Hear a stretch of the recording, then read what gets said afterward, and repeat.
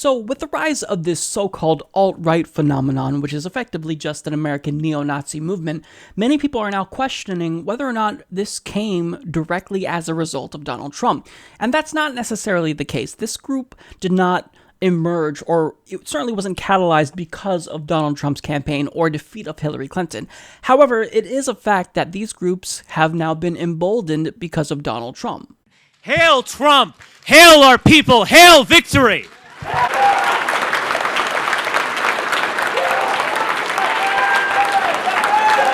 No one mourns the great crimes committed against us. For us, it is conquer or die. The mainstream media, or perhaps we should refer to them in the original German, Lügenpresse. It's not just that they are leftist and cucks. It's not just that many are genuinely stupid. Indeed, one wonders if these people are people at all. Or instead soulless Gollum, animated by some dark power to repeat whatever talking point John Oliver stated the night before. To be white is to be a striver, a crusader, an explorer, and a conqueror. We build, we produce, we go upward. And we recognize the central lie of American race relations. We don't exploit other groups. We don't gain anything from their presence. They need us and not the other way around. Within the very blood in our veins as children of the sun lies the potential for greatness. That is the great struggle we are called to.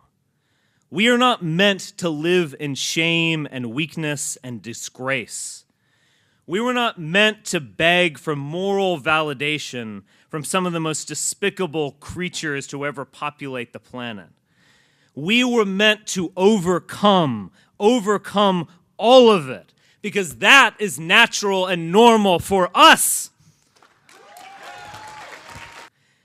The press has clearly decided to double down and wage war against the legitimacy of Trump and the continued existence of white America. But they are really opening up the door for us. America was, until this past generation, a white country designed for ourselves and our posterity. It is our creation. It is our inheritance. And it belongs to us. So that was Richard Spencer. He is president of the National Policy Institute, which is literally a white supremacist think tank. And even many of Donald Trump's supporters think that he's batshit insane, because he is, in fact, batshit fucking insane. Now, this is only a small fraction of the support that Donald Trump receives, because obviously half the country, they're not Nazis, right? But with the level of hate crimes that have been on the rise and the ascendancy of these types of groups and the mainstream attention that they're getting, many people are now questioning whether or not the country is going in a very dangerous direction. And I think that that's a legitimate concern. So Donald Trump did, in fact, disavow them. In an interview with New York Times, he states, "I don't want to energize the group and I disavow the group. It's not a group I want to energize, and if they are energized, I want to look into it and find out why. I condemn them, I disavow, and I condemn."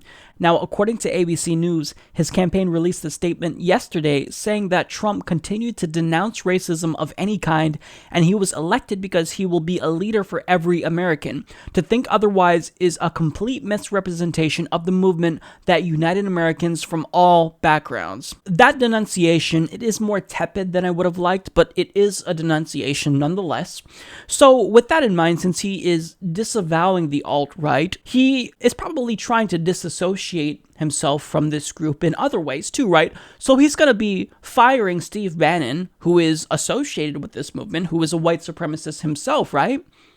Wrong. Trump defended Bannon in his New York Times meeting, saying that he's known him for a long time and that the allegations of anti-Semitism and connections to the alt-right are not him. If I thought he was racist or alt-right, I wouldn't even think about hiring him, Trump said Tuesday. So, your condemnation, Trump, of the alt-right means nothing if you're going to have someone associated with that movement in your administration. And look, the alt-right movement itself, it certainly is very amorphous. It's difficult to pin down where the line begins and ends, but certainly white supremacy, anti-Semitism are all associated with it, and those are views championed by your chief strategist. So you have to pick a side, Donald Trump. You can't do this little tap dance around the issues. Either you unequivocally condemn the alt-right and disassociate yourself with them entirely, including firing Steve Bannon, or you're in bed with them. Because even if it is the case that you truly believe that you are going to represent every single American, no matter what their orientation or gender or